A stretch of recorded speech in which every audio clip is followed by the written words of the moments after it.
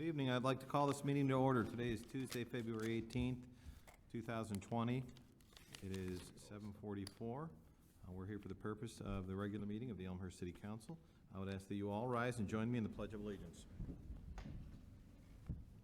Pledge allegiance to the flag of the United States of America and to the republic for which it stands, one nation, under God, indivisible, with liberty and justice for all.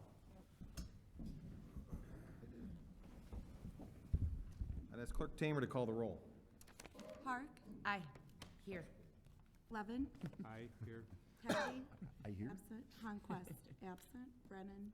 Absent. Mulliner. Here. Joyder. Here. Sabatino. Here. Leader. Here. Dunn. Absent. Graham. Here. Palumski. Here. York. Here. Toledo. Here. 10 present, 4 absent. And present, 4 absent. We have a quorum. We are in session.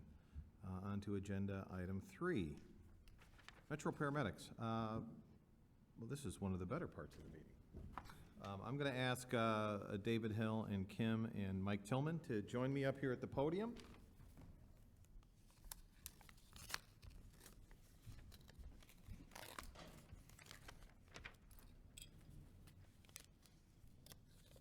Oh, and everybody else you brought.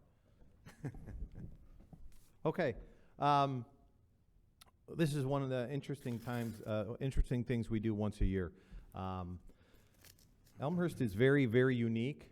Maybe one or two in the entire DuPage County, in all of DuPage County, where we actually outsource our EMS services.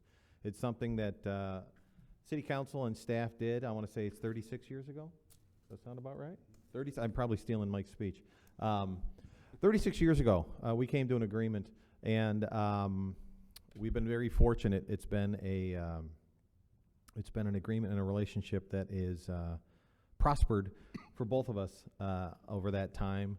Not only do we have an agreement with these folks, but their headquarters is here in Elmhurst.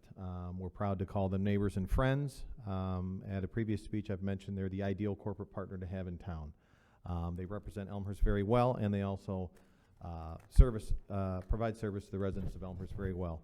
So unique, in fact, that we have a unique arrangement where we have a contract with these folks, and we agree to a certain level of operating income that we guarantee them.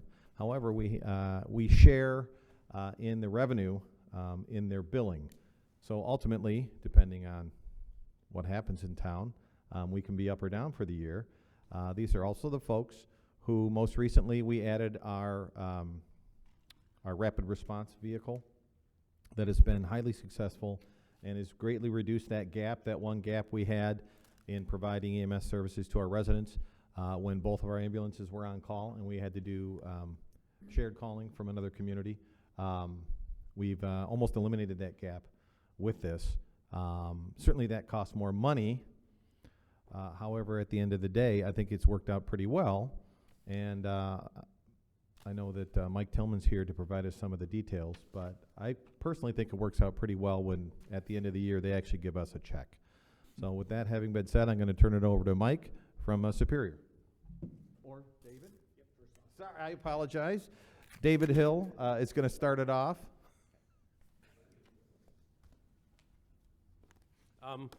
Thank you very much, Mayor. We're very honored to be here. So we've been providing EMS service for Elmhurst since 1960, and then there was a desire for a higher level of service in about 72 or 73, and that's how we started this arrangement. So, we started as a part-time business, and a lot of people took chances on us, but the one who took the biggest chance on us was Elmhurst. And so this has always been our home. And we had, it was part-time business, and we have about 3,000 employees now.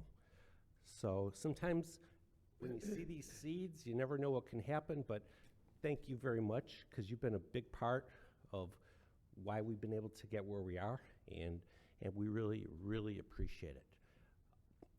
I want to thank both the chiefs here. They are so great to work with. The police and fire departments have been really, really good partners of ours, and it's something that we are very proud of. I have one of the paramedics, the lead paramedic here. I want to introduce you to. His name is Don Martinson. Don came to us in Elmhurst from one of our contracts. He's been in Elmhurst 20 years now. Don?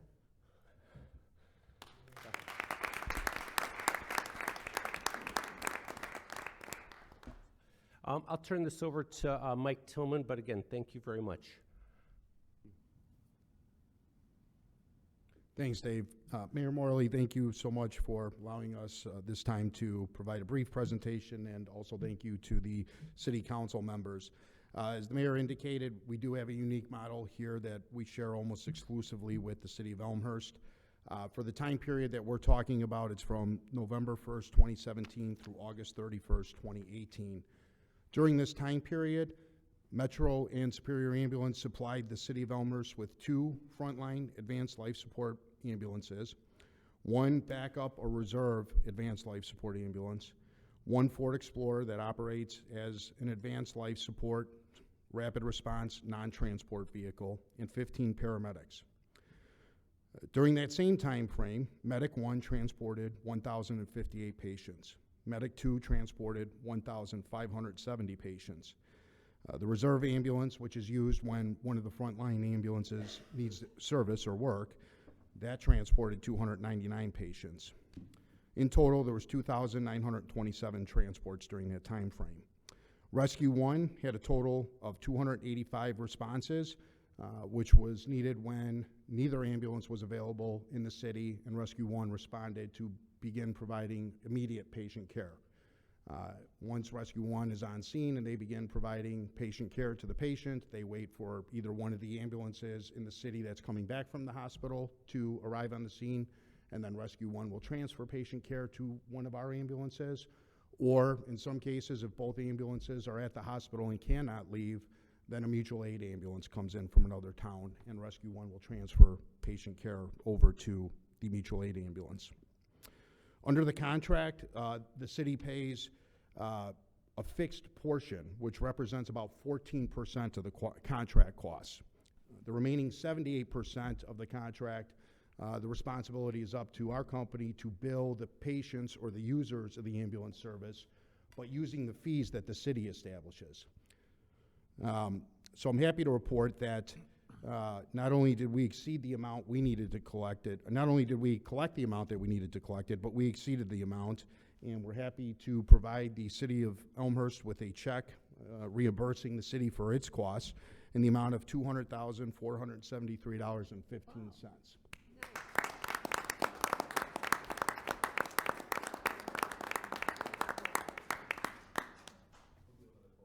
So as Dave indicated, thank you so much for the opportunity for our company to continue to partner with you. And as Dave indicated, you do have a great staff. Chief Freeman, Chief Ruth have been great partners to work with, and we're happy to be a part of the team. So thank you again for the opportunity.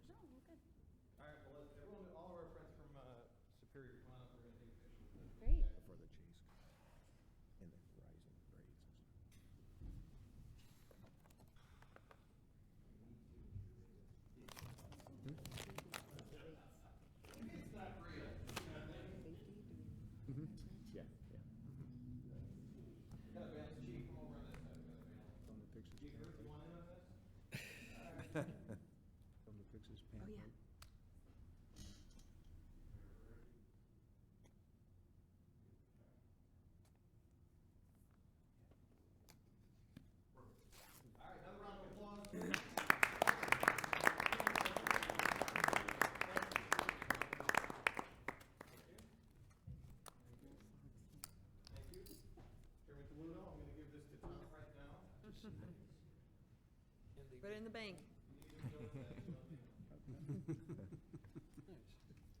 Mobile deposit.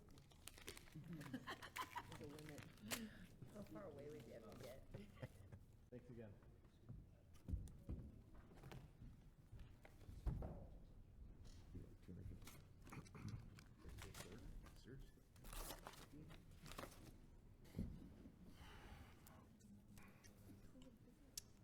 Okay.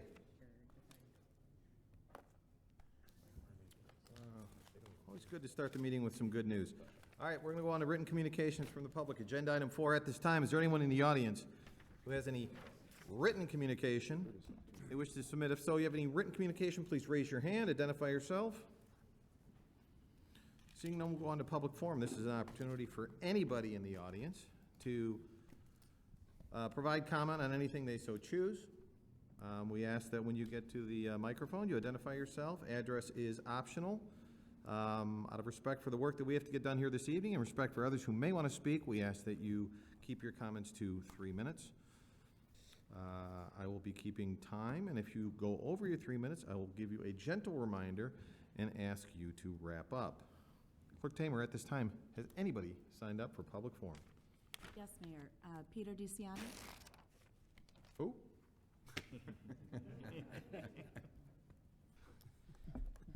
Thank you. Hi, Pete DeCiani, 753 Fairfield Avenue, here in Elmhurst and 421 North County Farm Road in Wheaton. I am one of your DuPage County Board members. I represent the 2nd District, but here today I am actually representing residents up in the 1st District that have had an issue at York and Diversey. Many of you recall, Mr. Martucci had brought in several hundred petitions requesting a traffic control light at York and Diversey after we looked at a challenge of many, many accidents, injuries, and even a death that actually happened at that intersection. We understand that the warrant report that came out after the study that was done on October 29th shows a lack of numbers to justify a traffic control light. We all know, as members, having served this body, that this is a guide and not the Bible. I remember probably at least close to half a dozen times when we didn't have warrant counts at Lincoln School, for instance, when we actually had to put a 4-way stop at Lincoln School.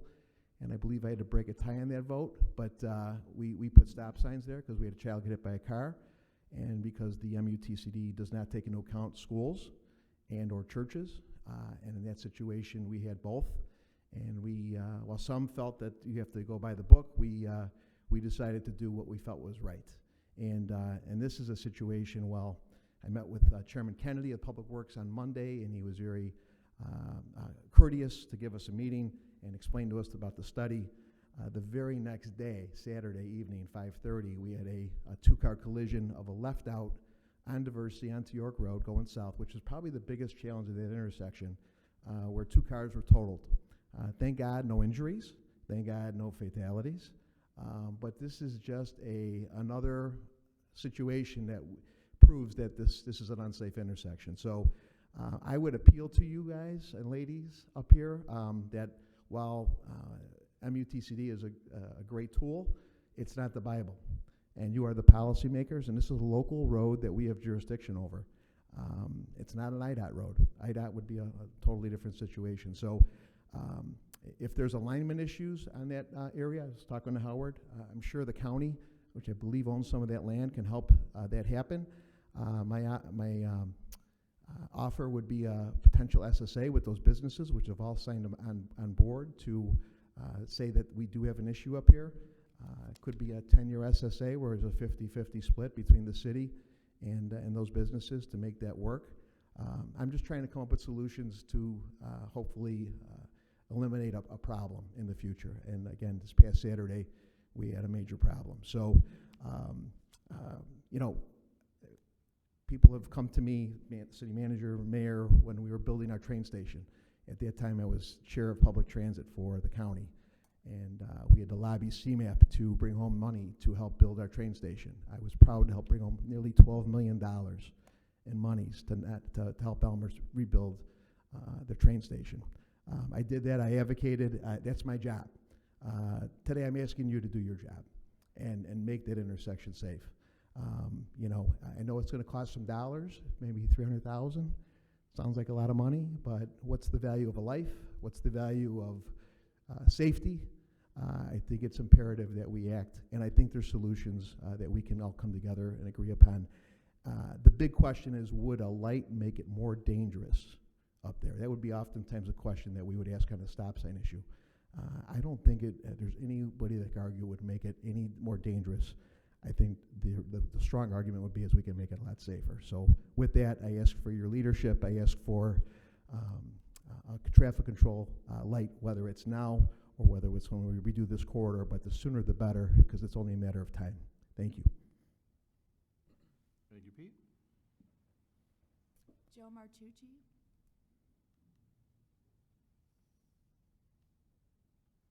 Good evening. I appreciate the opportunity to speak before the council. If you don't know, I've lived there for 57 years. My father-in-law happened to be the builder of what is known as Crown Estates. There's been several accidents over the years, even a couple of people who died by getting hit by automobiles.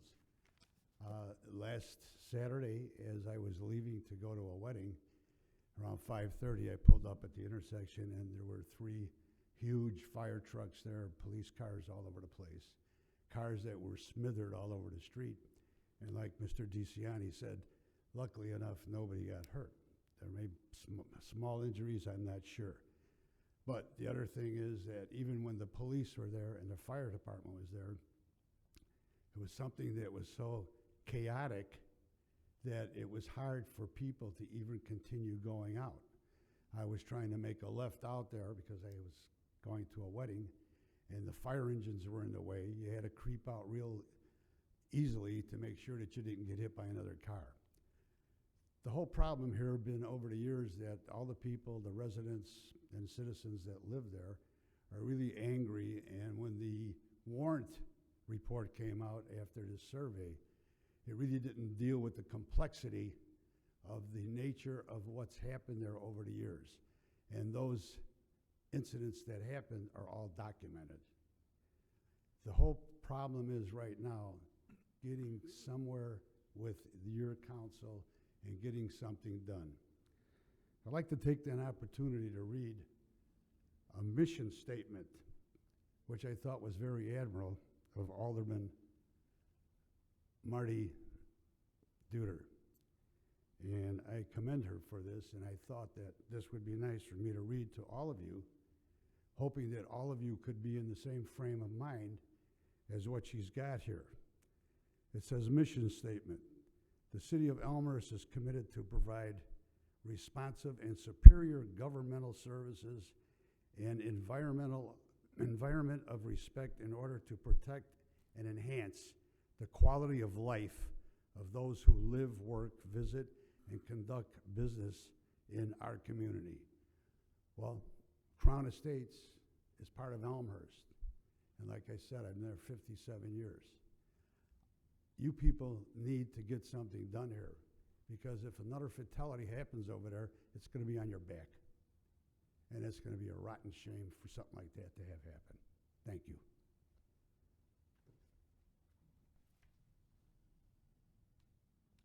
Pearl Boardwine.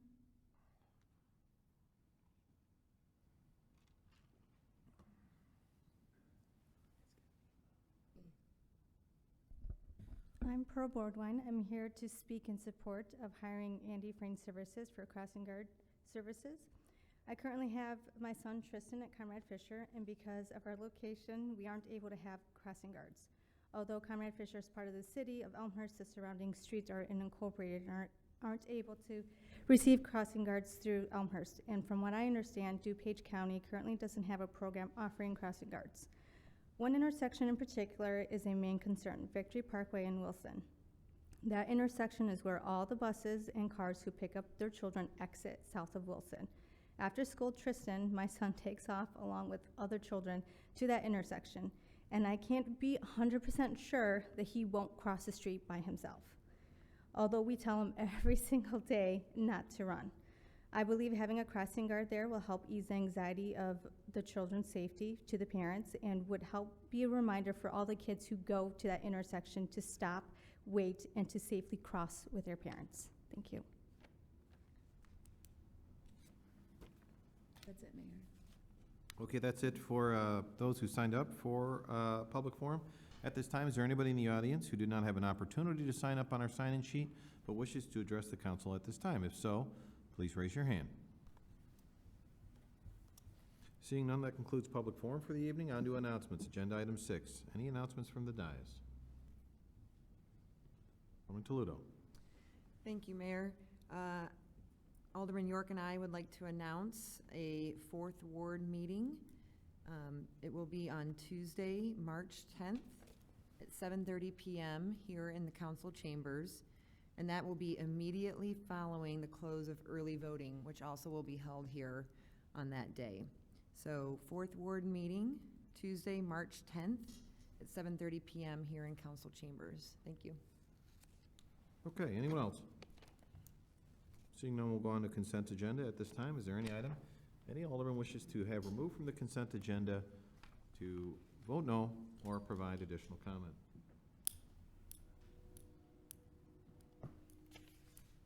Seeing none, I'll entertain a motion to approve the consent agenda in its entirety. Motion by Alderman Mulliner, second by Alderman York. Clerk Tamer. Park, Aye. Levin, Aye. Kennedy, absent, Honquist, absent, Brennan, absent, Mulliner, Aye. Deuter, Aye. Sabatino, Aye. Leader, Aye. Dunn, absent, Bram, Aye. Palumski, Aye. York, Aye. Toledo. Aye. 10 ayes, 0 nays, 4 absent. Ayes, 0 nays, motion carries. Consent agenda in its entirety is approved. On to agenda item, reports and recommendations in agenda item 8.1, Mayor Morley, that's me. Two quick announcements. One, St. Patrick's Day Parade in Elmhurst, we'd like to do it first before anybody else, is right around the corner. Saturday, March 7th at 12 p.m. Hope all of you can make it. And then the only other part of my report is Water Smart. I'm reminded of that because I had to hose off part of my driveway the other day and did not shut off my water completely. And what do you know? I got an email from the city letting me know my water was running. So I think we're frozen at 28% of residents who are taking advantage of this free program. This is my PSA for the evening. Please go online or call someone here at City Hall and monitor your water usage. City Manager. Thank you. Two items. In Alderman Dunn's absence, he asked me to update the council on an ONCC meeting that he attended last Friday. I came afterwards and we had an additional meeting with the executive director and some of the consultants. I'll get to that in a minute. The meeting, there wasn't a quorum, so they were not able to approve items, but they did hear some updates from the Chicago Department of Aviation. Prior to that meeting, though, and I can't remember if Alderman Dunn had updated the council on this or not, there was some question as to whether the runways on the north side of the tower, so the airfield's really split into two, north and south, there was some question as to whether those were going to be used in the runway rotation program. The FAA had some concern over taxiways on the east side of the airport interfering with those runways at nighttime. But they studied that, and the FAA administrator reported to the group that they will be able to use the north side runways, which are two of the parallels, for the runway rotation. So that's great news for us, because otherwise that would have really handicapped the rotation plan. Also, as part of that meeting, the consultant, engineering consultant for the airport, has been bringing up the idea of better concentrating the spray, I'll call it, of departures from the airport. And if you've looked at some of the maps before, you see when an airplane takes off, depending where they're headed, they can head in a number of different directions on the compass. So there's some question that the consultant and the ONCC has asked of each community as to whether vectoring, which is what that would be called, generally just giving them a vector and the pilot heads in whatever direction he or she chooses to, is better than something called RNAV, which is a new radar program, where it would be a more direct, almost like a marker versus a thin pencil line, and whether RNAV or vectoring is better on each runway departure. It doesn't work for arrivals because arrivals are locked in about 5 miles out on a straight line. So that's pretty common. So Alderman Dunn is looking at that, and that was our second meeting that we had that I joined him for. The other communities on the diagonals that were there included Park Ridge and Glenview. Des Plaines couldn't make that meeting, but we all have concerns over that, and we'll be talking more with the ONCC, and Alderman Dunn will be gathering more information on that as to which might be better for Elmhurst. As an example, the RNAV, the proposed RNAV route for Elmhurst would be directly over 294. And they would head off the diagonal runway and then fly a straight line down 294. Some of the other communities that don't have the advantage of the Tri-State Tollway next to their community have concern over RNAV because it would be over that same small area every flight. And so the question is it better dispersed or is it better in that pencil line? Clearly, it's better for us down 294, but we just want to make sure of that, and so that's why we met with the consultant. So that was the update. Again, if you have questions, please contact Alderman Dunn or me. We're happy to answer those. And then the other item that I have is February 29th, the Elmhurst Lions Club will be hosting their annual pizza party at Sandburg Middle School. Starts at 5 p.m. It is unlimited pizza for one price. So please come and enjoy, bring your families. Unlimited pizza. Any other reports? Seeing none, we'll go on to agenda item 9.1. This is a report out of PANS. I would ask the clerk to read the recommendation. It is the recommendation of the Public Affairs and Safety Committee that the City Council approve contracting with Andy Fran Services, Inc. to manage the crossing guard services for the City of Elmhurst for the 2020-2021 school year. The committee recommends that the city attorney be authorized to prepare the necessary documents for City Council approval. Okay, to put this before council, I'll ask for a motion to approve the report and recommendation as read. Motion by Alderman Plumsky, second by Alderman Levin. Alderman Plumsky, your report. Thank you, Mayor. I first want to thank Deputy Chief Tannehill, Chief Ruth, and Deputy Chief McLean for the work on this, and the other members of the Public Affairs and Safety Committee. This first was brought up in September, so there's been some discussion about it. This report describes that through outsourcing, we may not only have come up with a solution to a staffing issue, but we've also identified an opportunity potentially to reduce costs and operate more efficiently. The problem that was encountered was primarily a staffing one, where there are 25 crossing guards for 21 locations. There's been difficulty filling positions and managing absences. Currently, there should be 5 fill-in guards, and we only have 1, and 1 person is on medical leave. So it's difficult to fill in when somebody needs to be absent. And secondarily, it's been apparent that the costs to cover the administration of this program have begun to increase.